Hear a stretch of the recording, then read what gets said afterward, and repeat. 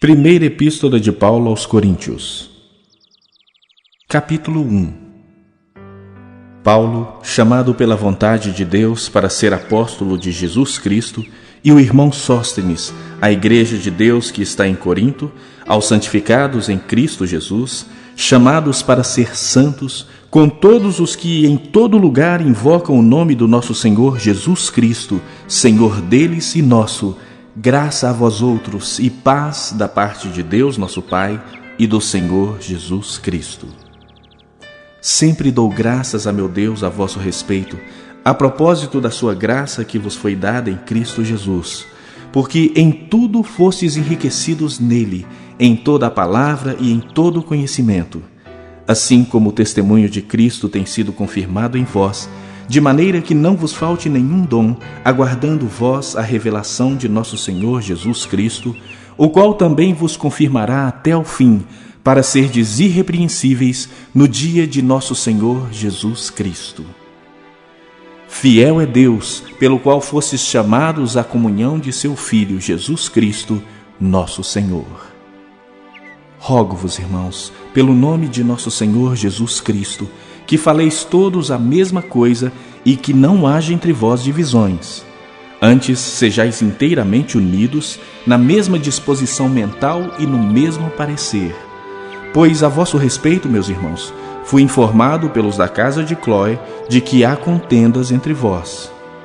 Refiro-me ao fato de cada um de vós dizer: eu sou de Paulo, e eu de Apolo, e eu de Cefas, e eu de Cristo. Acaso Cristo está dividido? Foi Paulo crucificado em favor de vós, ou fostes porventura batizados em nome de Paulo? Dou graças a Deus, porque a nenhum de vós batizei, exceto Crispo e Gaio, para que ninguém diga que fostes batizados em meu nome. Batizei também a casa de Estéfanas. Além destes, não me lembro se batizei algum outro. Porque não me enviou Cristo para batizar, mas para pregar o Evangelho, não com sabedoria de palavra, para que não se anule a cruz de Cristo. Certamente a palavra da cruz é loucura para os que se perdem, mas para nós que somos salvos, poder de Deus. Pois está escrito: destruirei a sabedoria dos sábios e aniquilarei a inteligência dos instruídos. Onde está o sábio? Onde o escriba? Onde o inquiridor deste século? Porventura não tornou Deus louca a sabedoria do mundo? Visto como na sabedoria de Deus o mundo não o conheceu por sua própria sabedoria, aprove a Deus salvar os que creem pela loucura da pregação. Porque tanto os judeus pedem sinais, como os gregos buscam sabedoria. Mas nós pregamos a Cristo crucificado, escândalo para os judeus, loucura para os gentios. Mas para os que foram chamados, tanto judeus como gregos, pregamos a Cristo, poder de Deus e sabedoria de Deus. Porque a loucura de Deus é mais sábia do que os homens, e a fraqueza de Deus é mais forte do que os homens. Irmãos, reparai, pois, na vossa vocação, visto que não foram chamados muitos sábios segundo a carne, nem muitos poderosos, nem muitos de nobre nascimento. Pelo contrário, Deus escolheu as coisas loucas do mundo para envergonhar os sábios, e escolheu as coisas fracas do mundo para envergonhar as fortes. E Deus escolheu as coisas humildes do mundo, e as desprezadas, e aquelas que não são, para reduzir a nada as que são, a fim de que ninguém se vanglorie na presença de Deus. Mas vós sois dele, em Cristo Jesus, o qual se nos tornou da parte de Deus sabedoria e justiça e santificação e redenção, para que, como está escrito, aquele que se gloria, glorie-se no Senhor.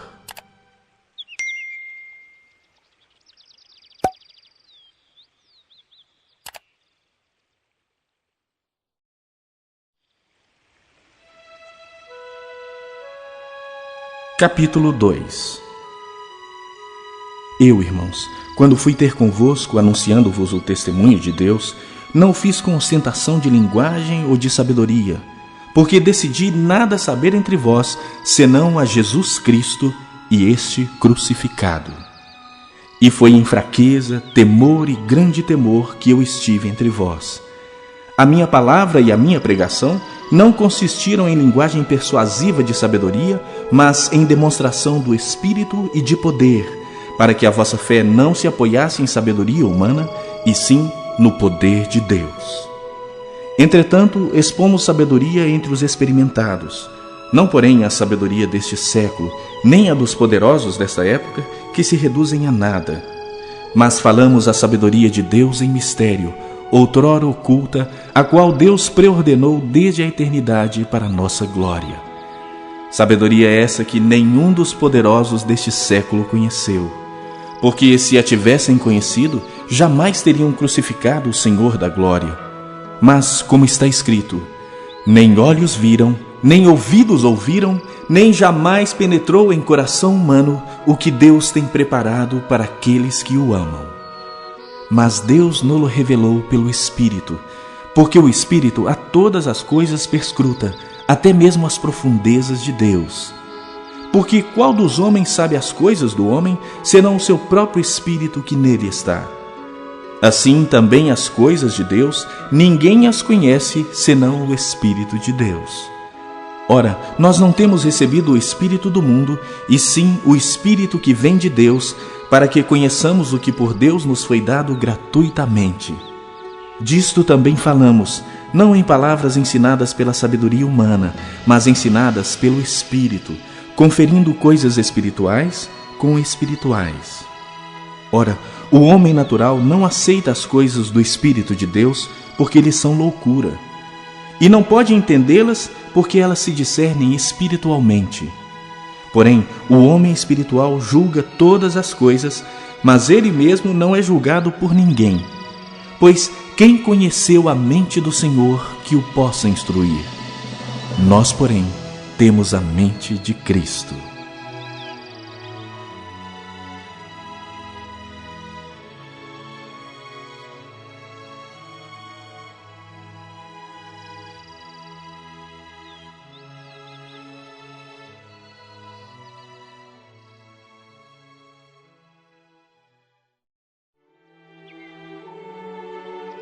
Capítulo 3.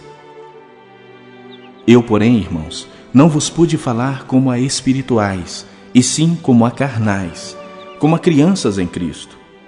Leite vos dei a beber, não vos dei alimento sólido, porque ainda não podíeis suportá-lo. Nem ainda agora podeis, porque ainda sois carnais. Porque, havendo entre vós ciúmes e contendas, não é assim que sois carnais e andais segundo o homem? Quando, pois, alguém diz, eu sou de Paulo, e outro, eu de Apolo, não é evidente que andais segundo os homens? Quem é Apolo? E quem é Paulo? Servos por meio de quem crestes, e isso conforme o Senhor concedeu a cada um. Eu plantei, Apolo regou, mas o crescimento veio de Deus. De modo que nem o que planta é alguma coisa, nem o que rega, mas Deus que dá o crescimento. Ora, o que planta e o que rega são um, e cada um receberá o seu galardão segundo o seu próprio trabalho. Porque de Deus somos cooperadores, lavoura de Deus, edifício de Deus sois vós. Segundo a graça que me foi dada, lancei o fundamento como prudente construtor, e outro edifica sobre ele. Porém, cada um veja como edifica. Porque ninguém pode lançar outro fundamento além do que foi posto, o qual é Jesus Cristo. Contudo, se o que alguém edifica sobre o fundamento é ouro, prata, pedras preciosas, madeira, feno, palha, manifesta se tornará a obra de cada um, pois o dia a demonstrará, porque está sendo revelada pelo fogo. E qual seja a obra de cada um, o próprio fogo o provará. Se permanecer a obra de alguém que sobre o fundamento edificou, esse receberá galardão. Se a obra de alguém se queimar, sofrerá ele dano, mas esse mesmo será salvo todavia, como que através do fogo. Não sabeis que sois santuário de Deus e que o Espírito de Deus habita em vós? Se alguém destruir o santuário de Deus, Deus o destruirá, porque o santuário de Deus que sois vós é sagrado. Ninguém se engane a si mesmo. Se alguém dentre vós se tem por sábio neste século, faça-se estulto para se tornar sábio. Porque a sabedoria deste mundo é loucura diante de Deus. Porquanto está escrito, ele apanha os sábios na própria estultícia deles. E outra vez, o Senhor conhece os pensamentos dos sábios, que são pensamentos vãos. Portanto, ninguém se glorie nos homens, porque tudo é vosso. Seja Paulo, seja Apolo, seja Cefas, seja o mundo, seja a vida, seja a morte, sejam as coisas presentes, sejam as futuras, tudo é vosso e vós de Cristo e Cristo de Deus.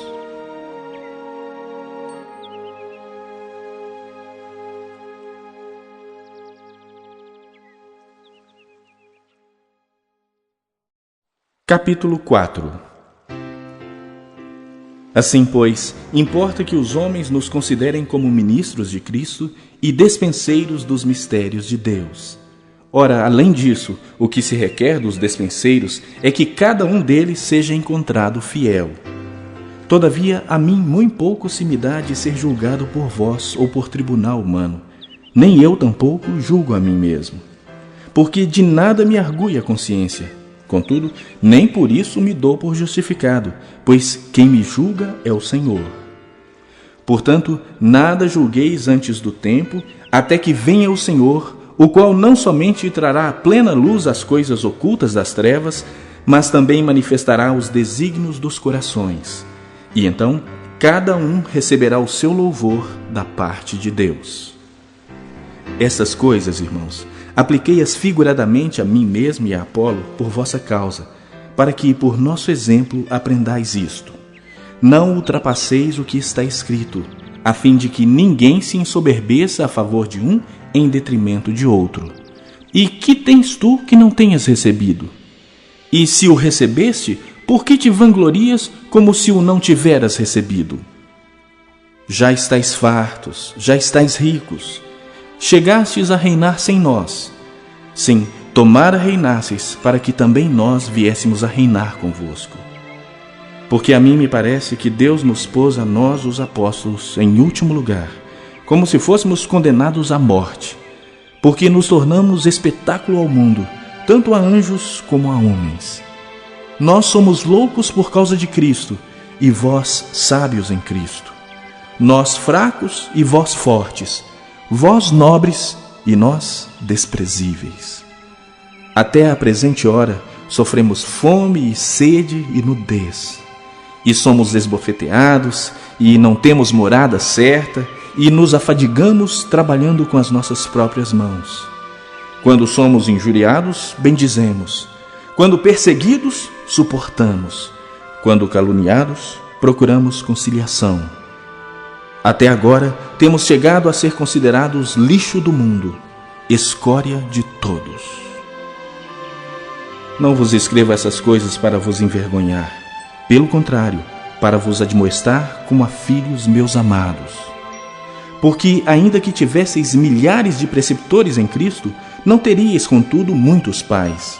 Pois eu, pelo Evangelho, vos gerei em Cristo Jesus. Admoesto-vos, portanto, a que sejais meus imitadores. Por esta causa vos mandei Timóteo, que é o meu filho amado e fiel no Senhor, o qual vos lembrará os meus caminhos em Cristo Jesus, como por toda parte ensino em cada igreja. Alguns se ensoberbeceram, como se eu não tivesse de ir ter convosco. Mas em breve irei visitar-vos, se o Senhor quiser, e então conhecerei não a palavra, mas o poder dos ensoberbecidos. Porque o reino de Deus não consiste em palavra, mas em poder. Que preferis? Irei a vós outros com vara ou com amor e espírito de mansidão?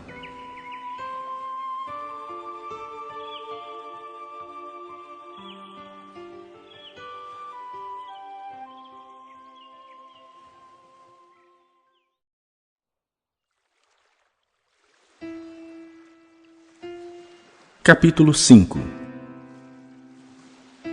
Geralmente se ouve que há entre vós imoralidade, e imoralidade tal como nem mesmo entre os gentios, isto é, haver quem se atreva a possuir a mulher de seu próprio pai. E contudo, andais vós ensoberbecidos, e não chegastes a lamentar, para que fosse tirado do vosso meio quem tamanho ultraje praticou? Eu, na verdade, ainda que ausente em pessoa, mas presente em espírito, já sentenciei como se estivesse presente, que o autor de tal infâmia, seja em nome do Senhor Jesus, reunidos vós e o meu espírito, com o poder de Jesus nosso Senhor, entregue a Satanás para a destruição da carne, a fim de que o espírito seja salvo no dia do Senhor Jesus. Não é boa a vossa jactância. Não sabeis que um pouco de fermento leveda a massa toda? Lançai fora o velho fermento, para que sejais nova massa, como sois de fato, sem fermento. Pois também Cristo, nosso Cordeiro Pascal, foi imolado. Por isso, celebremos a festa não com o velho fermento, nem com o fermento da maldade e da malícia, e sim com os asmos da sinceridade e da verdade. Já em carta vos escrevi que não vos associeis com os impuros. Refiro-me com isso não propriamente aos impuros deste mundo, ou aos avarentos, ou roubadores, ou idólatras, pois nesse caso terias de sair do mundo. Mas agora vos escrevo que não vos associeis com alguém que, dizendo-se irmão, for impuro, ou avarento, ou idólatra, ou maldizente, ou beberrão, ou roubador. Com esse tal, nem ainda comais. Pois com que direito haveria eu de julgar os de fora? Não julgais vós os de dentro? Os de fora, porém, Deus os julgará. Expulsai, pois, de entre vós o malfeitor.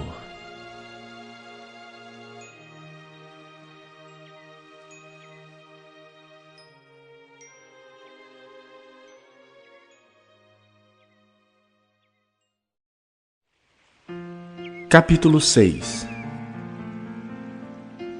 Aventura-se algum de vós, tendo questão contra outro, a submetê-la a juízo perante os injustos e não perante os santos? Ou não sabeis que os santos hão de julgar o mundo?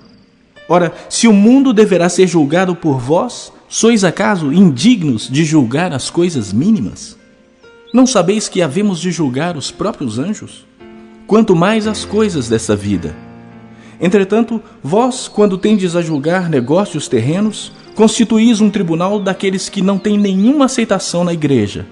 Para vergonha vô-lo digo.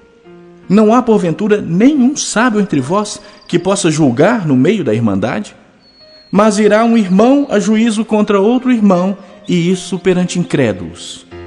O só existir entre vós demandas já é completa derrota para vós outros. Por que não sofreis antes a injustiça? Por que não sofreis antes o dano? Mas vós mesmos fazeis a injustiça e fazeis o dano, e isso aos próprios irmãos. Ou não sabeis que os injustos não herdarão o reino de Deus? Não vos enganeis, nem impuros, nem idólatras, nem adúlteros, nem efeminados, nem sodomitas, nem ladrões, nem avarentos, nem bêbados, nem maldizentes, nem roubadores herdarão o reino de Deus. Tais fostes alguns de vós, mas vós vos lavastes, mas fostes santificados, mas fostes justificados em o nome do Senhor Jesus Cristo e no Espírito do nosso Deus. Todas as coisas me são lícitas, mas nem todas convêm. Todas as coisas me são lícitas, mas eu não me deixarei dominar por nenhuma delas. Os alimentos são para o estômago e o estômago para os alimentos, mas Deus destruirá tanto estes como aquele. Porém, o corpo não é para a impureza, mas para o Senhor, e o Senhor para o corpo. Deus ressuscitou o Senhor e também nos ressuscitará a nós pelo seu poder. Não sabeis que os vossos corpos são membros de Cristo? E eu, porventura, tomaria os membros de Cristo e os faria membros de meretriz? Absolutamente não. Ou não sabeis que o homem que se une à prostituta forma um só corpo com ela? Porque, como se diz, serão os dois uma só carne. Mas aquele que se une ao Senhor é um espírito com ele. Fugi da impureza. Qualquer outro pecado que uma pessoa cometer é fora do corpo, mas aquele que pratica a imoralidade peca contra o próprio corpo. Acaso não sabeis que o vosso corpo é santuário do Espírito Santo que está em vós, o qual tendes da parte de Deus, e que não sois de vós mesmos? Porque fostes comprados por preço. Agora, pois, glorificai a Deus no vosso corpo.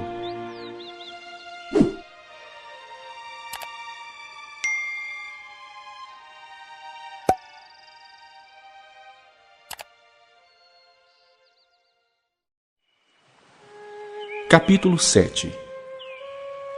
Quanto ao que me escrevestes, é bom que o homem não toque em mulher, mas por causa da impureza, cada um tem a sua própria esposa e cada uma o seu próprio marido.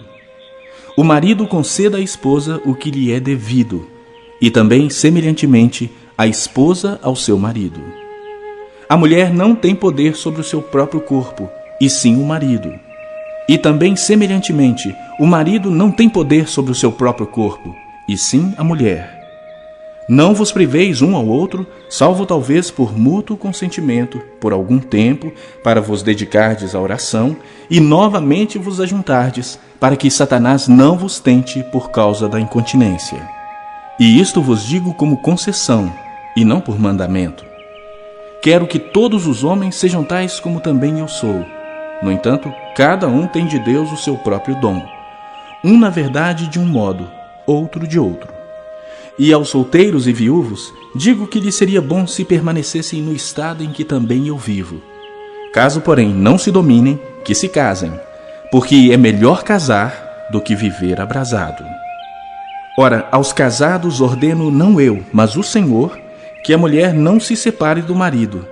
Se, porém, ela vier a separar-se, que não se case ou que se reconcilie com seu marido, e que o marido não se aparte de sua mulher. Aos mais digo eu, não o Senhor. Se algum irmão tem mulher incrédula, e esta consente em morar com ele, não a abandone. E a mulher que tem marido incrédulo, e este consente em viver com ela, não deixe o marido. Porque o marido incrédulo é santificado no convívio da esposa, e a esposa incrédula é santificada no convívio do marido crente. De outra sorte, os vossos filhos seriam impuros, porém agora são santos. Mas, se o descrente quiser apartar-se, que se aparte. Em tais casos, não fica sujeito à servidão nem o irmão, nem a irmã. Deus vos tem chamado à paz. Pois como sabes, ó mulher, se salvarás teu marido? Ou como sabes, ó marido, se salvarás tua mulher? Ande cada um segundo o Senhor lhes tem distribuído, cada um conforme Deus o tem chamado. É assim que ordenem todas as igrejas. Foi alguém chamado estando incircunciso, não se faça circuncidar. A circuncisão em si não é nada. A incircuncisão também nada é, mas o que vale é guardar as ordenanças de Deus. Cada um permaneça na vocação em que foi chamado. Fostes chamado sendo escravo, não te preocupes com isso. Mas se ainda podes tornar-te livre, aproveita a oportunidade. Porque o que foi chamado no Senhor sendo escravo é liberto do Senhor. Semelhantemente, o que foi chamado sendo livre é escravo de Cristo. Por preço fostes comprados, não vos torneis escravos de homens. Irmãos, cada um permaneça diante de Deus naquilo em que foi chamado. Com respeito às virgens, não tenho mandamento do Senhor. Porém, dou minha opinião, como tendo recebido do Senhor a misericórdia de ser fiel. Considero, por causa da angustiosa situação presente, ser bom para o homem permanecer assim como está. Estás casado? Não procures separar-te. Estás livre de mulher? Não procures casamento. Mas se te casares, com isso não pecas. E também, se a virgem se casar, por isso não peca. Ainda assim, tais pessoas sofrerão angústia na carne, e eu quisera poupar-vos. Isto, porém, vos digo, irmãos, o tempo se abrevia. O que resta é que não só os casados sejam como se não fossem, mas também os que choram como se não chorassem, e os que se alegram como se não se alegrassem, e os que compram como se nada possuíssem, e os que se utilizam do mundo como se dele não usassem, porque a aparência deste mundo passa. o que realmente eu quero é que estejais livres de preocupações. Quem não é casado, cuida das coisas do Senhor, de como agradar ao Senhor. Mas o que se casou, cuida das coisas do mundo, de como agradar à esposa, e assim está dividido. Também a mulher, tanto a viúva como a virgem, cuida das coisas do Senhor para ser santa, assim como no corpo e no espírito. A que se casou, porém, se preocupa com as coisas do mundo, de como agradar ao marido. Digo isso em favor dos vossos próprios interesses. Não que eu pretenda enredar-vos, mas somente para o que é decoroso e vos facilite o consagrar-vos desimpedidamente ao Senhor. Entretanto, se alguém julga que trata sem decoro a sua filha, estando já a passar-lhe a flor da idade, e as circunstâncias o exigem, faça o que quiser, não peca, que se casa. Todavia, o que está firme em seu coração, não tendo necessidade, mas domínio sobre o seu próprio arbítrio, e isso bem firmado no seu ânimo, para conservar virgem a sua filha, bem fará. E assim, quem casa a sua filha virgem faz bem, quem não a casa faz melhor.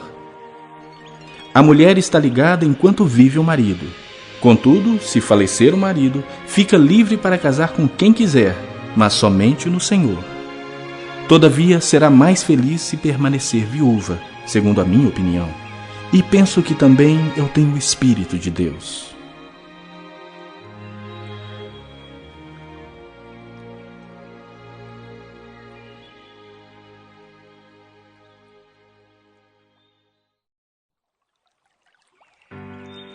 Capítulo 8. No que se refere às coisas sacrificadas a ídolos, reconhecemos que todos somos senhores do saber. O saber ensoberbece, mas o amor edifica. Se alguém julga saber alguma coisa, com efeito não aprendeu ainda como convém saber. Mas se alguém ama a Deus, esse é conhecido por ele. No tocante à comida sacrificada a ídolos, sabemos que o ídolo de si mesmo nada é no mundo e que não há senão um só Deus. Porque ainda que há também alguns que se chamem deuses, quer no céu ou sobre a terra, como há muitos deuses e muitos senhores, todavia, para nós há um só Deus, o Pai, de quem são todas as coisas e para quem existimos. E um só Senhor, Jesus Cristo, pelo qual são todas as coisas, e nós também por ele. Entretanto, não há esse conhecimento em todos, porque alguns, por efeito da familiaridade até agora com o ídolo, ainda comem dessas coisas como a ele sacrificadas, e a consciência destes, por ser fraca, vem a contaminar-se. Não é a comida que nos recomendará a Deus, pois nada perderemos se não comermos, e nada ganharemos se comermos. Vede, porém, que esta vossa liberdade não venha de algum modo a ser tropeço para os fracos. Porque se alguém te vir a ti, que és dotado de saber, à mesa em templo de ídolo, não será a consciência do que é fraco induzida a participar de comidas sacrificadas a ídolos? E assim, por causa do teu saber, perece o irmão fraco pelo qual Cristo morreu. E deste modo, pecando contra os irmãos, golpeando-lhes a consciência fraca, é contra Cristo que pecais. E por isso, se a comida serve de escândalo a meu irmão, nunca mais comerei carne, para que não venha a escandalizá-lo.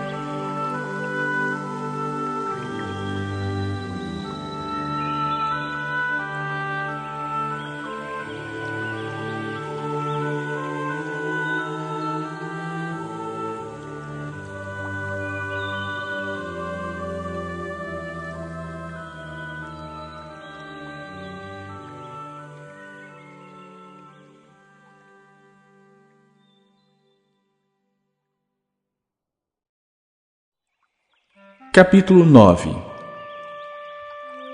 Não sou eu porventura livre? Não sou apóstolo? Não vi Jesus nosso Senhor? Acaso não sois fruto do meu trabalho no Senhor? Se não sou apóstolo para outrem, certamente o sou para vós outros, porque vós sois o selo do meu apostolado no Senhor. A minha defesa perante os que me interpelam é esta: não temos nós o direito de comer e beber? E também o de fazer-nos acompanhar de uma mulher irmã, como fazem os demais apóstolos, e os irmãos do Senhor e Cefas? Ou somente eu e Barnabé não temos direito de deixar de trabalhar? Quem jamais vai à guerra à sua própria custa?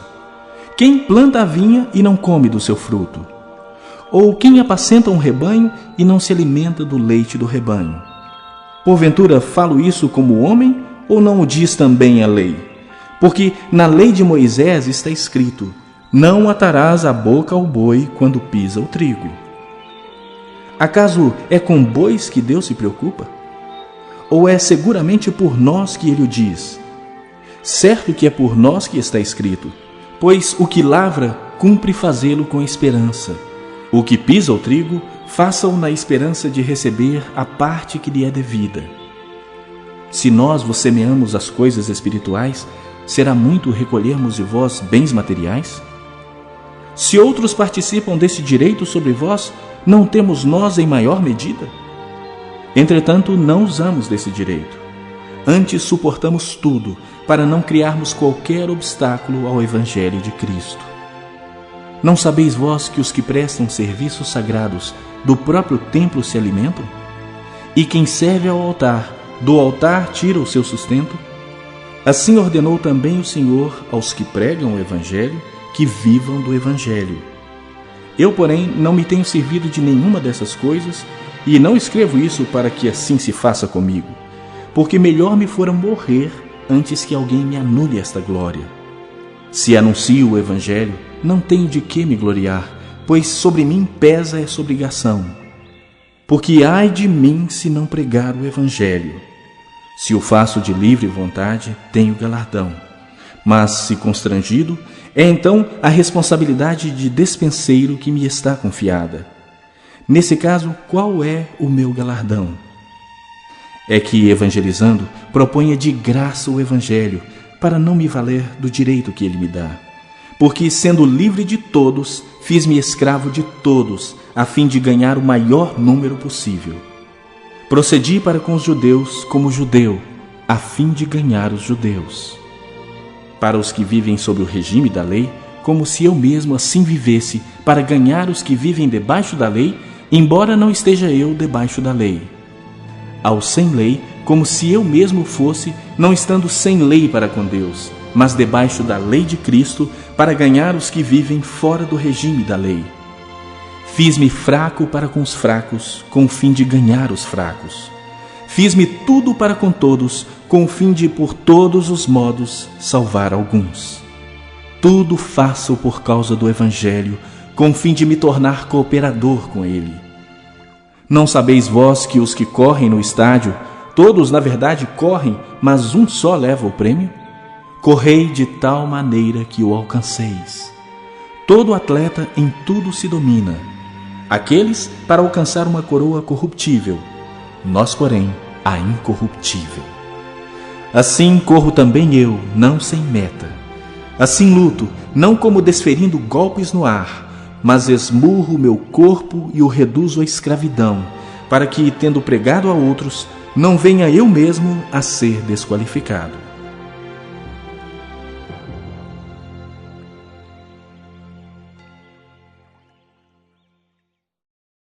Capítulo 10. Ora, irmãos, não quero que ignoreis que nossos pais estiveram todos sob a nuvem e todos passaram pelo mar, tendo sido todos batizados, assim na nuvem como no mar, com respeito a Moisés.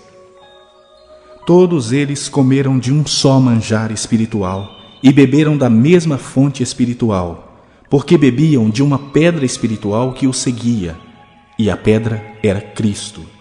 Entretanto, Deus não se agradou da maioria deles, razão porque ficaram prostrados no deserto. Ora, estas coisas se tornaram exemplos para nós, a fim de que não cobicemos as coisas más como eles cobiçaram. Não vos façais, pois, idólatras como alguns deles. Porquanto está escrito: o povo assentou-se para comer e beber e levantou-se para divertir-se. E não pratiquemos imoralidade, como alguns deles o fizeram, e caíram num só dia 23.000. Não ponhamos o Senhor à prova, como alguns deles já fizeram, e pereceram pelas mordeduras das serpentes. Nem murmureis como alguns deles murmuraram e foram destruídos pelo exterminador. Estas coisas lhes sobrevieram como exemplos e foram escritas para advertência nossa, de nós outros, sobre quem os fins dos séculos têm chegado. Aquele, pois, que pensa estar em pé, veja que não caia. Não vos sobreveio tentação que não fosse humana, mas Deus é fiel e não permitirá que sejais tentados além das vossas forças. Pelo contrário, juntamente com a tentação vos proverá livramento, de sorte que a possais suportar. Portanto, meus amados, fugi da idolatria. Falo como a criteriosos. Julgai vós mesmos o que digo. Porventura, o cálice da bênção que abençoamos não é a comunhão do sangue de Cristo? O pão que partimos não é a comunhão do corpo de Cristo? Porque nós, embora muitos, somos unicamente um pão, um só corpo, porque todos participamos do único pão. Considerai o Israel segundo a carne. Não é certo que aqueles que se alimentam dos sacrifícios são participantes do altar? Que digo, pois? Que o sacrificado ao ídolo é alguma coisa? Ou que o próprio ídolo tem algum valor? Antes digo que as coisas que eles sacrificam é a demônios que as sacrificam, e não a Deus. E eu não quero que vos torneis associados aos demônios. Não podeis beber o cálice do Senhor e o cálice dos demônios. Não podeis ser participantes da mesa do Senhor e da mesa dos demônios. Ou provocaremos zelos no Senhor? Somos acaso mais fortes do que Ele? Todas as coisas são lícitas, mas nem todas convêm. Todas são lícitas, mas nem todas edificam. Ninguém busque o seu próprio interesse, e sim o de outrem. Comei de tudo o que se vende no mercado, sem nada perguntardes por motivo de consciência, porque do Senhor é a terra e a sua plenitude.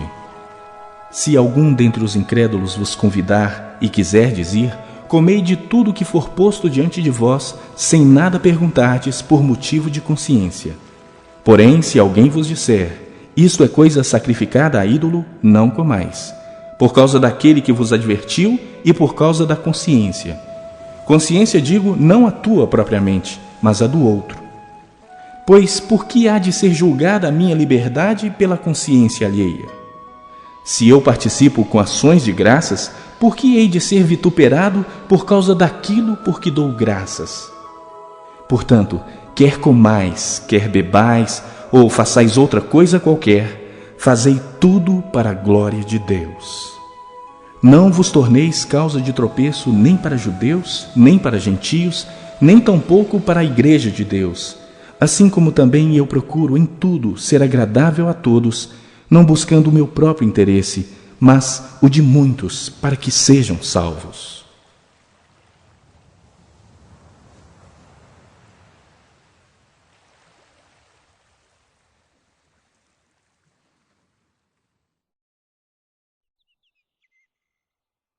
Capítulo 11. Sede meus imitadores, como também eu sou de Cristo. De fato eu vos louvo, porque em tudo vos lembrais de mim e retendes as tradições, assim como vô-las entreguei. Quero, entretanto, que saibais ser Cristo o cabeça de todo o homem, e o homem o cabeça da mulher, e Deus o cabeça de Cristo. Todo homem que ora ou profetiza, tendo a cabeça coberta, desonra a sua própria cabeça. Toda mulher, porém, que ora ou profetiza com a cabeça sem véu, desonra a sua própria cabeça, porque é como se a tivesse rapada. Portanto, se a mulher não usa véu, nesse caso que rape o cabelo. Mas se lhe é vergonhoso o tosquiar-se ou rapar-se, cumpre-lhe usar véu. Porque, na verdade, o homem não deve cobrir a cabeça, por ser ele imagem e glória de Deus, mas a mulher é glória do homem. Porque o homem não foi feito da mulher, e sim a mulher do homem. Porque também o homem não foi criado por causa da mulher, e sim a mulher por causa do homem. Portanto, deve a mulher, por causa dos anjos, trazer véu na cabeça como sinal de autoridade. No Senhor, todavia, nem a mulher é independente do homem, nem o homem independente da mulher. Porque como provém a mulher do homem, assim também o homem é nascido da mulher. E tudo vem de Deus. Julgai entre vós mesmos: é próprio que a mulher ore a Deus sem trazer o véu? Ou não vos ensina a própria natureza ser desonroso para o homem usar cabelo comprido? E que, tratando-se da mulher, é para ela uma glória? Pois o cabelo lhe foi dado em lugar de mantilha. Contudo, se alguém quer ser contencioso, saiba que nós não temos tal costume, nem as igrejas de Deus. Nisto, porém, que vos prescrevo, não vos louvo, porquanto vos ajuntais não para melhor, e sim para pior. Porque, antes de tudo, estou informado haver divisões entre vós quando vos reunis na igreja, e eu, em parte, o creio. Porque até mesmo importa que haja partidos entre vós, para que também os aprovados se tornem conhecidos em vosso meio. Quando, pois, vos reunis no mesmo lugar, não é a ceia do Senhor que comeis, porque, ao comerdes, cada um toma antecipadamente a sua própria ceia. E há quem tenha fome, ao passo que há também quem se embriague. Não tendes, porventura, casas onde comer e beber? Ou menosprezais a igreja de Deus e envergonhais os que nada têm? Que vos direi? Louvar-vos-ei? Nisto certamente não vos louvo. Porque eu recebi do Senhor o que também vos entreguei, que o Senhor Jesus, na noite em que foi traído, tomou o pão, e, tendo dado graças, o partiu e disse: Isto é o meu corpo que é dado por vós. Fazei isto em memória de mim. Por semelhante modo, depois de haver ceado, tomou também o cálice, dizendo: Este cálice é a nova aliança no meu sangue. Fazei isto todas as vezes que o beberdes, em memória de mim. Porque todas as vezes que comerdes este pão e beberdes o cálice, anunciais a morte do Senhor, até que ele venha. Por isso, aquele que comer o pão ou beber o cálice do Senhor indignamente, será réu do corpo e do sangue do Senhor. Examine-se, pois, o homem a si mesmo, e assim coma do pão e beba do cálice. Pois quem come e bebe sem discernir o corpo, come e bebe juízo para si. Eis a razão porque há entre vós muitos fracos e doentes, e não poucos que dormem. Porque se nos julgássemos a nós mesmos, não seríamos julgados. Mas quando julgados, somos disciplinados pelo Senhor, para não sermos condenados com o mundo. Assim, pois, irmãos meus, quando vos reunis para comer, esperai uns pelos outros. Se alguém tem fome, coma em casa, a fim de não vos reunirdes para juízo. Quanto às demais coisas, eu as ordenarei quando for ter convosco.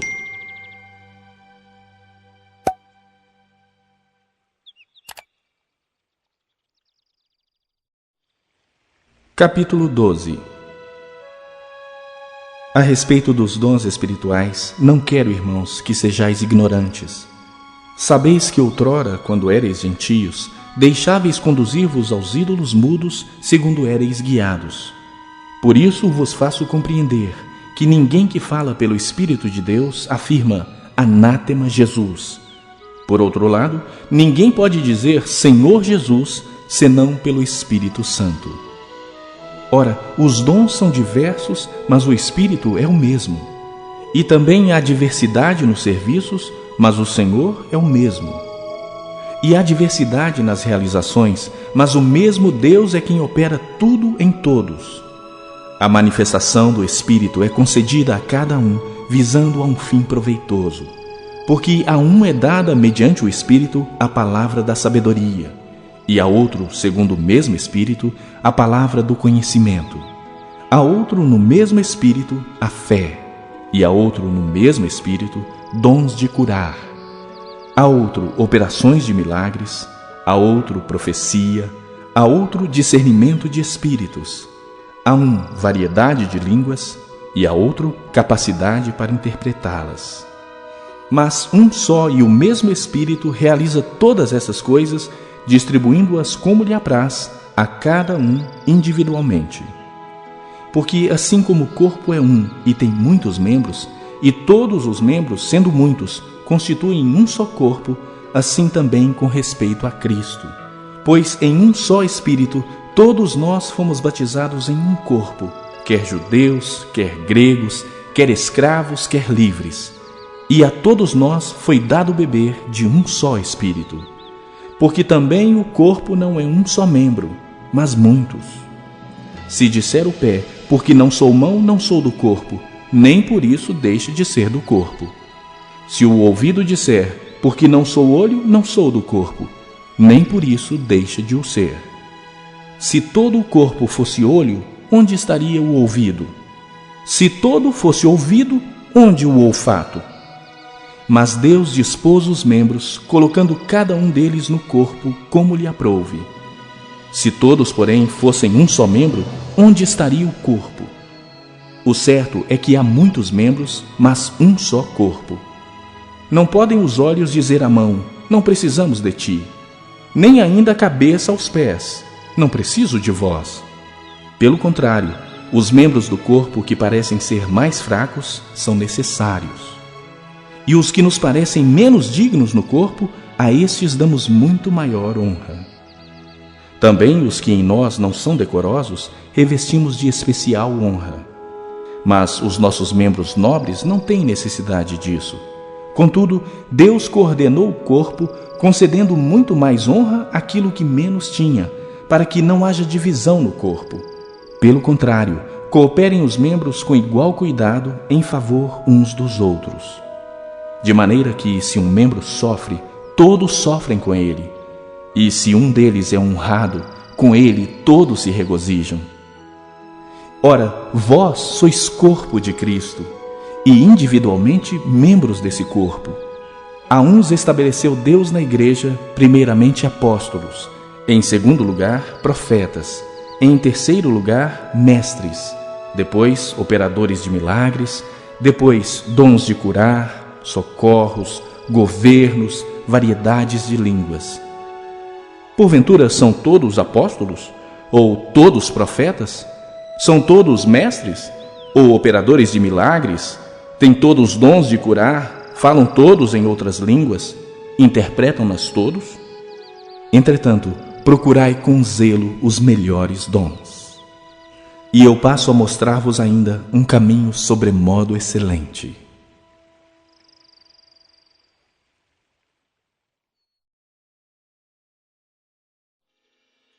Capítulo 13. Ainda que eu fale as línguas dos homens e dos anjos, se não tiver amor, serei como bronze que soa ou como símbolo que retine.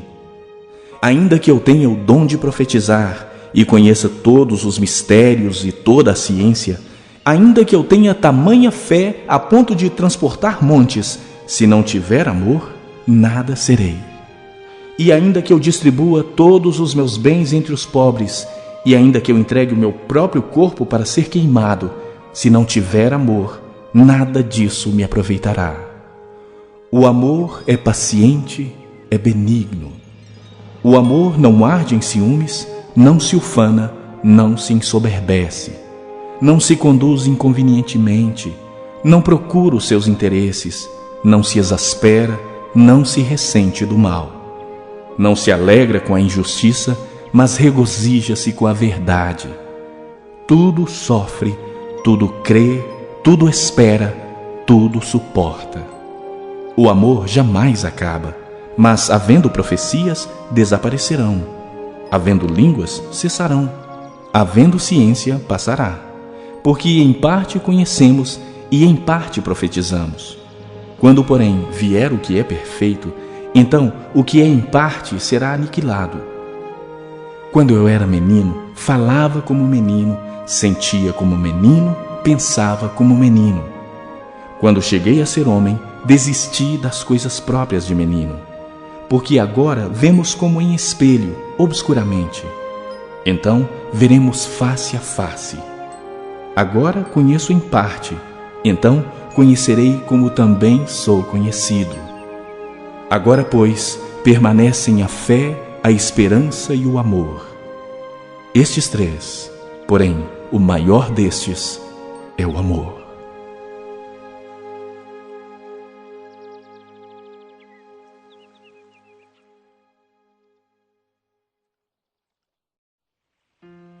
Capítulo 14.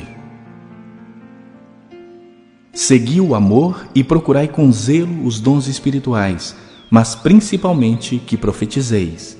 Pois quem fala em outra língua não fala a homens, senão a Deus, visto que ninguém o entende, e em espírito fala mistérios.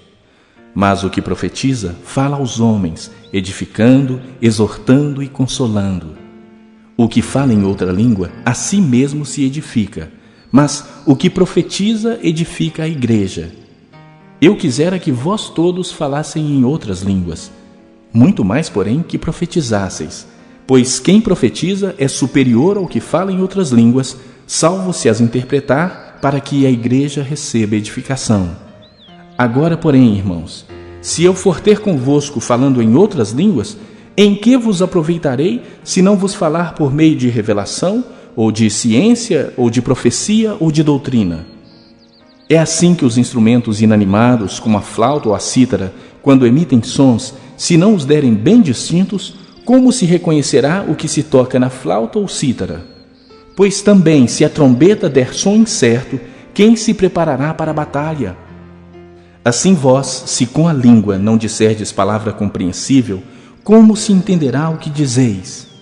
Porque estareis como se falasseis ao ar. Há, sem dúvida, muitos tipos de vozes no mundo, nenhum deles, contudo, sem sentido. Se eu, pois, ignorar a significação da voz, serei estrangeiro para aquele que fala, e ele estrangeiro para mim. Assim também vós, visto que desejais dons espirituais, procurai progredir para a edificação da igreja. Pelo que o que fala em outra língua deve orar para que a possa interpretar. Porque se eu orar em outra língua, o meu espírito ora de fato, mas a minha mente fica infrutífera.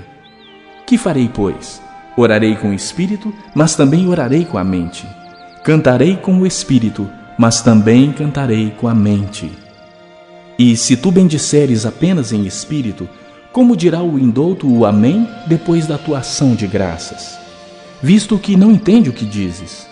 Porque tu, de fato, dás bem as graças, mas o outro não é edificado. Dou graças a Deus porque falo em outras línguas mais do que todos vós. Contudo, prefiro falar na igreja 5 palavras com o meu entendimento para instruir outros, a falar 10.000 em outra língua. Irmãos, não sejais meninos no juízo. Na malícia, sim, sede crianças. Quanto ao juízo, sede homens amadurecidos. Na lei está escrito: falarei a este povo por homens de outras línguas e por lábios de outros povos, e nem assim me ouvirão, diz o Senhor. De sorte que as línguas constituem um sinal não para os crentes, mas para os incrédulos. Mas a profecia não é para os incrédulos, e sim para os que creem. Se, pois, toda a igreja se reunir no mesmo lugar, e todos se puserem a falar em outras línguas, no caso de entrarem doutos ou incrédulos, não dirão porventura que estáis loucos? Porém, se todos profetizarem e entrar algum incrédulo ou indouto, é ele por todos convencido e por todos julgado. Tornam-se-lhe manifestos os segredos do coração, e assim, prostrando-se com a face em terra, adorará a Deus, testemunhando que Deus está de fato no meio de vós. Que fazer, pois, irmãos? Quando vos reunis, um tem salmo, outro doutrina, este traz revelação, aquele outra língua e ainda outro interpretação. Seja tudo feito para edificação. No caso de alguém falar em outra língua, que não sejam mais do que 2 ou quando muito 3, e isto sucessivamente, e haja quem interprete. Mas, não havendo intérprete, fique calado na igreja, falando consigo mesmo e com Deus. Tratando-se de profetas, falem apenas 2 ou 3 e os outros julguem. Se, porém, vier revelação a outrem que esteja sentado, cale-se o primeiro. Porque todos podereis profetizar um após outro, para todos aprenderem e serem consolados. Os espíritos dos profetas estão sujeitos aos próprios profetas. Porque Deus não é de confusão, e sim de paz. Como em todas as igrejas dos santos, conservem-se as mulheres caladas nas igrejas, porque não lhes é permitido falar. mas estejam submissas como também a lei o determina. Se, porém, querem aprender alguma coisa, interroguem em casa a seu próprio marido, porque para a mulher é vergonhoso falar na igreja. Porventura, a palavra de Deus se originou no meio de vós, ou veio ela exclusivamente para vós outros? Se alguém se considera profeta ou espiritual, reconheça ser mandamento do Senhor o que vos escrevo. E, se alguém o ignorar, será ignorado. Portanto, meus irmãos, procurai com zelo o dom de profetizar e não proibais o falar em outras línguas. Tudo, porém, seja feito com decência e ordem.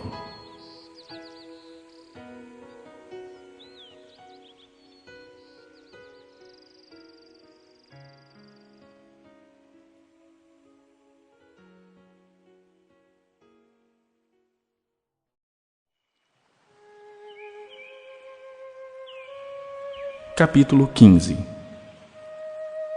Irmãos, venho lembrar-vos o evangelho que vos anunciei, o qual recebestes e no qual ainda perseverais. Por ele também sois salvos, se retiverdes a palavra tal como vô-la preguei, a menos que tenhais crido em vão. Antes de tudo, vos entreguei o que também recebi, que Cristo morreu pelos nossos pecados, segundo as Escrituras, e que foi sepultado e ressuscitou ao terceiro dia, segundo as Escrituras. E apareceu a Cefas e depois aos 12. Depois foi visto por mais de 500 irmãos de uma só vez, dos quais a maioria sobrevive até agora, porém alguns já dormem. Depois foi visto por Tiago, mais tarde por todos os apóstolos, e afinal, depois de todos, foi visto também por mim, como por um nascido fora do tempo. Porque eu sou o menor dos apóstolos, que mesmo não sou digno de ser chamado apóstolo, pois persegui a igreja de Deus. Mas pela graça de Deus sou o que sou, e a sua graça que me foi concedida não se tornou vã. Antes trabalhei muito mais do que todos eles, todavia não eu, mas a graça de Deus comigo. Portanto, seja eu ou sejam eles, assim pregamos e assim crestes. Ora, se é corrente pregar-se que Cristo ressuscitou dentre os mortos, como, pois, afirmam alguns dentre vós que não há ressurreição de mortos? E se não há ressurreição de mortos, então Cristo não ressuscitou. E se Cristo não ressuscitou, é vã a nossa pregação e vã a vossa fé. E somos tidos por falsas testemunhas de Deus, porque temos asseverado contra Deus que Ele ressuscitou a Cristo, ao qual Ele não ressuscitou, se é certo que os mortos não ressuscitam. Porque se os mortos não ressuscitam, também Cristo não ressuscitou. E se Cristo não ressuscitou, é vã a vossa fé e ainda permaneceis nos vossos pecados. E ainda mais, os que dormiram em Cristo pereceram. Se a nossa esperança em Cristo se limita apenas a esta vida, somos os mais infelizes de todos os homens. Mas, de fato, Cristo ressuscitou dentre os mortos, sendo Ele as primícias dos que dormem. Visto que a morte veio por um homem, também por um homem veio a ressurreição dos mortos. Porque assim como em Adão todos morrem, assim também todos serão vivificados em Cristo. Cada um, porém, por sua própria ordem. Cristo as primícias, depois os que são de Cristo na sua vinda. E então virá o fim, quando Ele entregar o reino ao Deus e Pai, quando houver destruído todo o principado, bem como toda a potestade e poder. Porque convém que Ele reine até que haja posto todos os inimigos debaixo dos pés.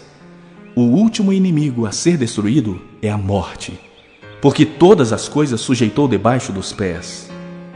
E quando diz que todas as coisas lhe estão sujeitas, certamente exclui aquele que tudo lhe subordinou. Quando, porém, todas as coisas lhe estiverem sujeitas, então o próprio Filho também se sujeitará àquele que todas as coisas lhe sujeitou, para que Deus seja tudo em todos. De outra maneira, que farão os que se batizam por causa dos mortos? Se absolutamente os mortos não ressuscitam, por que se batizam por causa deles? E por que também nós nos expomos a perigos a toda hora? dia após dia morro. Eu protesto, irmãos, pela glória que tenho em vós outros, em Cristo Jesus, nosso Senhor. Se como homem lutei em Éfeso com feras, que me aproveita isso? Se os mortos não ressuscitam, comamos e bebamos, que amanhã morreremos. Não vos enganeis, as más conversações corrompem os bons costumes. Tornai-vos à sobriedade como é justo e não pequeis, porque alguns ainda não têm o conhecimento de Deus. Isto digo para vergonha vossa. Mas alguém dirá: como ressuscitam os mortos? E em que corpo vêm? Insensato! O que semeias não nasce se primeiro não morrer. E quando semeias, não semeias o corpo que há de ser, mas o simples grão, como de trigo ou de qualquer outra semente. Mas Deus lhe dá corpo como lhe aprouve dar, e a cada uma das sementes o seu corpo apropriado. Nem toda carne é a mesma, porém, uma é a carne dos homens, outra a dos animais, outra a das aves e outra a dos peixes. Também há corpos celestiais e corpos terrestres. E, sem dúvida, uma é a glória dos celestiais e outra a dos terrestres. Uma é a glória do sol, outra a glória da lua e outra a das estrelas. Porque até entre estrela e estrela há diferenças de esplendor. Pois assim também é a ressurreição dos mortos. Semeia-se o corpo na corrupção, ressuscita na incorrupção. Semeia-se em desonra, ressuscita em glória. Semeia-se em fraqueza, ressuscita em poder. Semeia-se corpo natural, ressuscita corpo espiritual. Se há corpo natural, há também corpo espiritual. Pois assim está escrito: o primeiro homem, Adão, foi feito alma vivente. O último Adão, porém, é espírito vivificante. Mas não é primeiro o espiritual, e sim o natural, depois o espiritual. O primeiro homem formado da terra é terreno, o segundo homem é do céu. Como foi o primeiro homem o terreno, tais são também os demais homens terrenos. E como é o homem celestial, tais também os celestiais. E assim como trouxemos a imagem do que é terreno, devemos trazer também a imagem do celestial. Isto afirmo, irmãos, que a carne e o sangue não podem herdar o reino de Deus, nem a corrupção herdar a incorrupção. Eis que vos digo um mistério: nem todos dormiremos, mas transformados seremos todos, num momento, num abrir e fechar de olhos, ao ressoar da última trombeta. A trombeta soará, os mortos ressuscitarão incorruptíveis e nós seremos transformados. Porque é necessário que este corpo corruptível se revista da incorruptibilidade e que o corpo mortal se revista da imortalidade. E quando este corpo corruptível se revestir de incorruptibilidade e o que é mortal se revestir de imortalidade, então se cumprirá a palavra que está escrita: tragada foi a morte pela vitória. Onde está, ó morte, a tua vitória? Onde está, ó morte, o teu aguilhão? O aguilhão da morte é o pecado, e a força do pecado é a lei. Graças a Deus que nos dá a vitória por intermédio de nosso Senhor Jesus Cristo. Portanto, meus amados irmãos, sede firmes, inabaláveis e sempre abundantes na obra do Senhor, sabendo que no Senhor o vosso trabalho não é vão. Capítulo 16. Quanto à coleta para os santos, fazei vós também como ordenei às igrejas da Galácia. No primeiro dia da semana, cada um de vós ponha de parte em casa, conforme a sua prosperidade, e vá juntando, para que se não façam coletas quando eu for. E quando tiver chegado, enviarei com cartas para levarem as vossas dádivas a Jerusalém àqueles que aprovardes. Se convier que eu também vá, eles irão comigo. Irei ter convosco por ocasião da minha passagem pela Macedônia, porque devo percorrer a Macedônia. E bem pode ser que convosco me demore, ou mesmo passe o inverno, para que me encaminheis nas viagens que eu tenha de fazer. Porque não quero agora ver-vos apenas de passagem, pois espero permanecer convosco algum tempo, se o Senhor o permitir. Ficarei, porém, em Éfeso até ao Pentecostes, porque uma porta grande e oportuna para o trabalho se me abriu, e há muitos adversários. E se Timóteo for, vede que esteja sem receio entre vós, porque trabalha na obra do Senhor como também eu. Ninguém, pois, o despreze, mas encaminhai-o em paz para que venha ter comigo, visto que o espero com os irmãos. Acerca do irmão Apolo, muito lhe tenho recomendado que fosse ter convosco em companhia dos irmãos, mas de modo algum era a vontade dele ir agora. Irá, porém, quando se lhe deparar boa oportunidade.